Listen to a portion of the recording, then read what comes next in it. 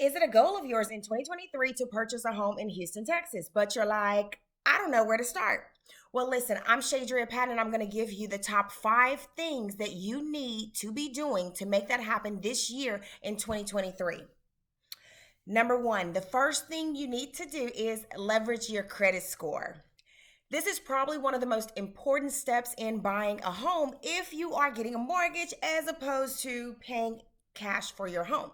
So, yeah, you can use the free ones from your bank, credit card companies, or other financial institutions, but it's going to be, or it could be, way lower than what a mortgage company tells you once you actually start searching for your home. Now, you're asking, well, why? Why is it different, right? Well, that's because the lenders and creditors use like different specific industry credit scores, and they're customized for the type of credit product that you're applying for. So credit scores range from 300 to 850. Although you can purchase a home with a high 500 or a low 600 credit score in some cases, you are going to get penalized for purchasing at that score. And when I say penalized, I'm basically saying that the loan is going to cost you more because you're going to have to pay a higher interest rate, and you may be required to put down more of your money to qualify for the loan in some instances. Now, overall, the total cost of your loan is also going to be more, and your monthly payment is most likely going to be more depending on the terms of your loan. For those who need like a little brushing up of your credit score, that credit score is determined by a variety of factors, like that could be credit usage, payment history, the account mix type, account ages, your debt to income ratio. So when you're buying your first home or buying it for like the first time, I recommend shooting for at least a 700 credit score, but having a 750 or higher is definitely better if you're willing to wait a little bit. The 750 credit score is going to get you, honestly, the best rates and loan amounts so that you can purchase the home that you really love. Okay, number two, the second step you need to do is to gather your down payment. As far as the down payment is concerned, different types of loans have different down payment requirements or minimum requirements. Now, the minimum down payment for an FHA is typically 3.5% of whatever the total cost of the home is, or whatever the home price is. For a conventional, it's typically 5%. And for a USDA, that down payment is 0%, but you have to purchase the home in a USDA designated area. A VA loan, which can only be used by veterans and their spouses, there's actually no down payment requirement. Now, for each of these loan types, I would still encourage you to put down more than the minimum if you can, or still save more because you might need that in other areas. Now, even if you don't put that extra money on the down payment, you can put it, maybe you can use it to like buy down your interest rates, or you'll have it for like moving expenses. So it's always best to have more money than to have less money. And we all know that. Okay, so there's a lot of surprises that can also pop up too when you're purchasing that home. So the more, the better. The best way to accumulate this payment over time that I found is by doing like really strict budgeting and maybe even like physical envelopes. There are so many budgeting apps out there that you can use. I've tried several, but the one that I stick to and my go-to, I really recommend this to several of my clients, even after they've closed. My favorite app is actually free, and it's called Every Dollar. It's actually a Dave Ramsey app, and most people know Dave Ramsey. He's really like the money saving, kind of like a budget guru or finance guru. So they do have an actual upgraded version that has more automated functionality if you choose to. However, you can use Every Dollar for free if you want. You don't have to pay for the updates or for the upgrades. Okay, y'all. The third thing that you should be doing is choosing your real estate agent. Okay? Choose your agent. It's probably just as important as choosing the home. Your agent is going to be the one that's going to be negotiating on your behalf and trying to get you the best deals. You should really interview several agents just to make sure you get the right one.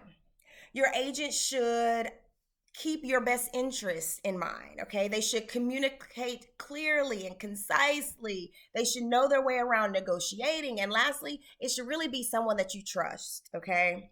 and trust completely. Now, obviously, if you're just meeting them, you may not know if you can or not. So keep in mind that somebody can actually have great reviews and incredible values, but maybe they don't know how to negotiate, or it could be somebody that you just don't really mesh with, you know?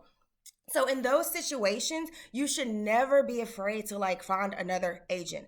Honestly, sometimes we cannot tell who we work well with until we actually get the chance to actually work with them. And you shouldn't feel guilty about wanting to try someone else out.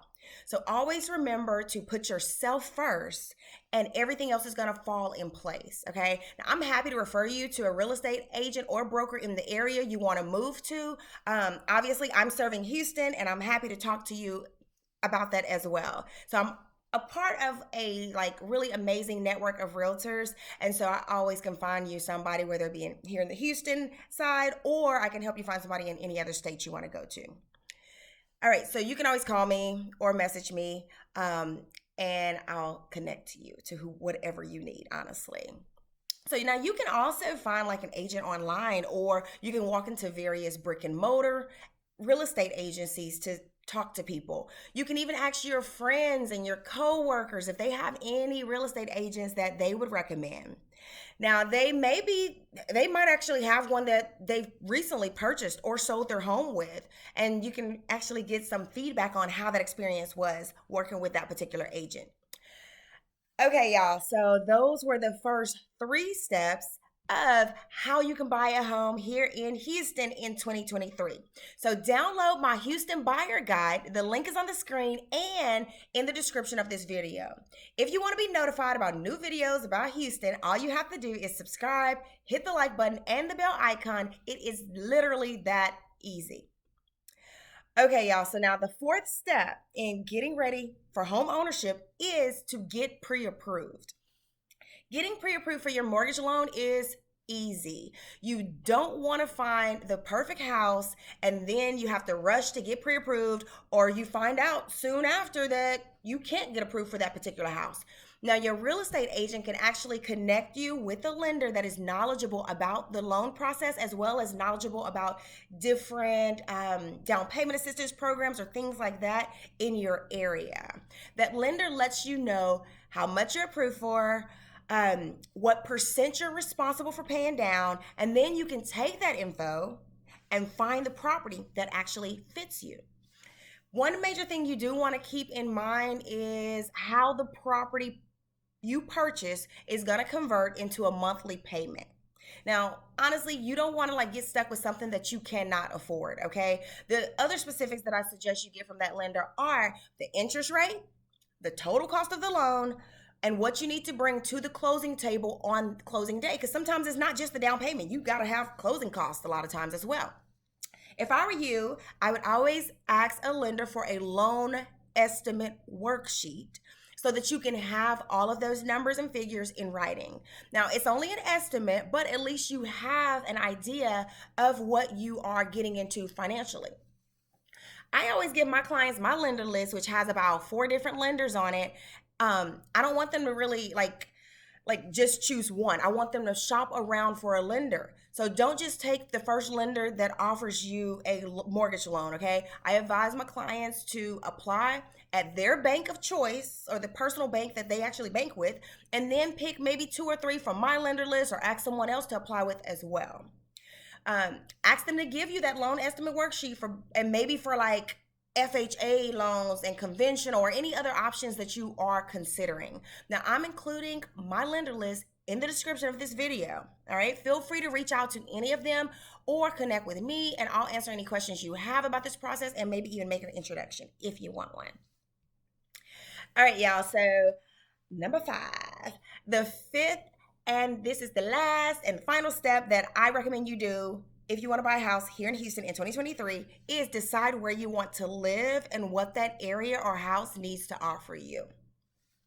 As far as deciding where you want to live, ask yourself if you need to be a particular distance away from a particular location.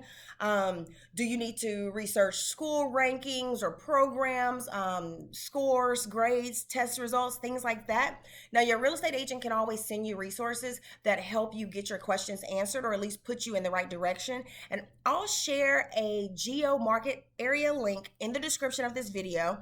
I'll also share a website where I send my clients when they're trying to determine if schools in a particular area will meet their children's academic needs. Now, when it comes to the area or the house like that you want to stay in, you want to consider, okay, how many bedrooms and bathrooms do I really need? Like, do I really need a 5-bedroom house? You know, like you want to ask yourself these questions. If you need an in-law bedroom, can it be upstairs, or do you really need to make sure that when you're shopping for this home, you need 2 bedrooms downstairs, you know, one for you and maybe one for the in-laws or your parents. Whoopsie.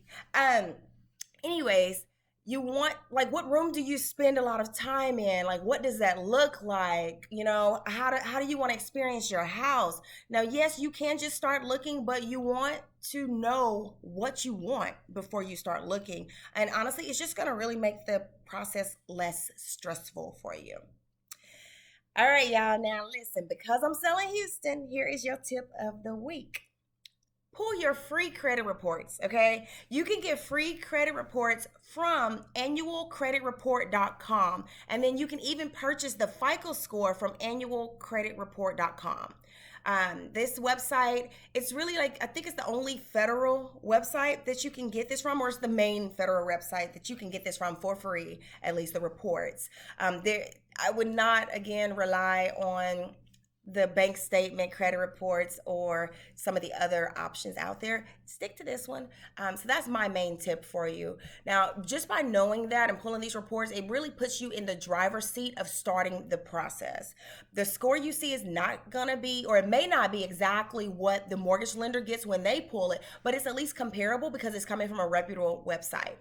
You can also go directly to the websites of Experian.com, Equifax.com, and MyFICO.com. But again, just don't use that free one from the bank or your credit card companies, because it's typically coming from another credit scoring model that maybe mortgage companies don't really use as often. So use one of the websites that I'm sharing, which is annualcreditscore.com. All right, more importantly, download my Houston Buyer Guide. The link is in the description and it is on the screen right now.